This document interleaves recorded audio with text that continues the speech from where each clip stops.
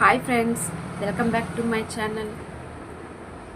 మన ఇండియాలో ఎడమ వైపున, అమెరికాలో కుడివైపున డ్రైవింగ్ ఎందుకు చేస్తారో మీకేమైనా తెలుసా? తెలియకపోతే ఇప్పుడు తెలుసుకుందాం. నేను చెప్తా వినండి.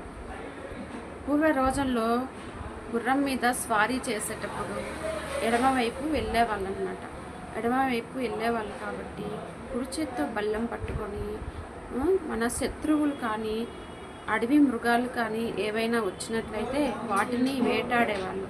వాటి నుంచి తప్పించుకోవడానికి అలా ఎడమ చేతి వాటంగా వెళ్ళేవాళ్ళు అనమాట. ఈ విధంగా అడాప్ట్ చేసుకున్న బ్రిటను 1835లో హైవే యాక్ట్ను అమలులోకి తీసుకువచ్చింది. ఇది పరిపాలిస్తున్న ఇండియా, న్యూజిలాండ్, ఆస్ట్రేలియా వంటి దేశాలు కూడా రోడ్డుకి లెఫ్ట్ సైడ్ అంటే ఎడమ వైపున వెళ్ళేలా రూల్స్ను తీసుకువచ్చిందనమాట.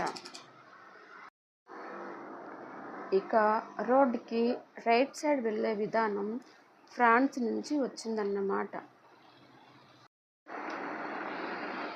కానీ ఫ్రెంచ్ రెవల్యూషన్ తర్వాత అరిస్టోక్రాటిక్ ట్రెడిషన్, రాజకుటుంబీకులు అప్పర్ క్లాస్ పీపుల్స్ని ఫాలో అవ్వకూడదన్న ఉద్దేశంలో ఆపోజిట్గా నెపోలియన్ తన ఆర్మీని రోడ్డుకి రైట్ సైడ్గా వెళ్ళాలి అని ఆదేశించాడు.